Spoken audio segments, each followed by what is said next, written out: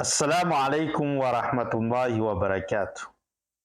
Fanontaniana mipetraka amintsika tsirairay manao hoe tianao ve amin'ity aliny farantaona ty ahazo valisoa ny fifindram-monina tahaka ny fifindram-monina nataony mpaminany sallallahu alaihi wasallam niaraka tamin'ireo sahaba niala tao a Makka nandeha tany Madina. Raha eny ny valiny dia ndaontsika hiaraka hijery an'ity hadisy zay noentiny mpaminany sallallahu alaihi wasallam ny teny manao hoe al-ibadatu fil haraj ka hijratin ilayya. Ny fanompona ataon'ny olona anankiray amin'ny vanim-potoana ny mahavariana ny olona dia tahaka ny fifindram-monina niala tany a Makka nandeha namonjy ay aty Madina hoy mpaminany sallallahu alaihi wasallam. Ka afatra ho antsika mpin Islam izay miaina ankehitriny, tsy nahazo chance antsika niaraka niaina tamin'ny mpaminany, tsy nahazo chance antsika nanao fifindram-monina nialan'ny Makka nandeha tany a Madina. Saingy amin'ity androany ity kosa ho antsika mpin Islam rehetra maneran'izao tontolo zao dia manana occasion ahazoantsika n'ilay valisoa ny fifindram-monina nialan'ny Makka nandeha nanantona ny mpaminany any a Madina, satria amin'ity alina ity ny akamaroan'olona rehetra dia rendrika ao anatiny lanonana maro isan-karazany. Ny ankamarozan'ny olona dia rendrika ao anatin'ny fisotroan-toaka sy ny zava-mahamamo. Ny ankamaroan'ny olona dia rendrika ao anatiny fanompon'ny tsampy. Ny ankamaroan'ny olona dia rendrika ao anatiny fijangajangana, ao anatiny fahotana, ao anatiny zavatra zay voararany Allah subhanahu wa ta'ala.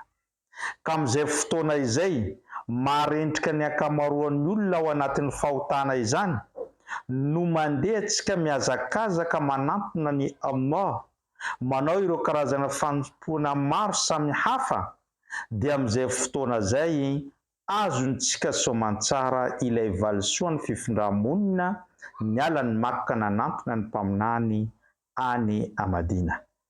Noho izany ndaontsika hanao fanamby amin'izao alina izao hamonjy ny salatul maghrib antsika miaraka amin'ny jama eny amin'ny moské, ary tsy hivoaka ao antsika raha tsy vita ny salatul isha miaraka amin'ny jama. Rehefa mody an-trano antsika misakafo dia matory avy an-trano, dia mifondray tsika amin'ny maraina be mandeha mamonjy salatul fajr. Fa raha tanteraka antsika izany teny zay lazaiko izany dia wallahi mifanta amin'ny Allah ho azontsika ilay valisoa ny fifindram-monina izay tsy nananantsika chance azontsika, fa kosa nomeny Allah occasion betsaka ahafahantsika mahazo an'izany.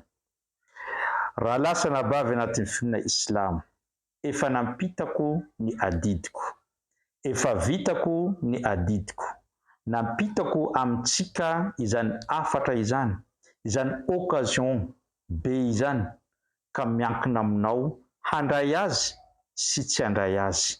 Fa insha Allah tsika rehetra dia anisan'ny mpino manana an'izany fahaizana mandray lesona rehefa maheno atoron'ny olona izany.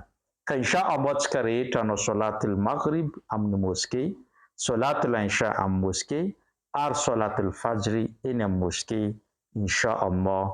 Wassalamu alaikum wa rahmatullahi wa barakatuh.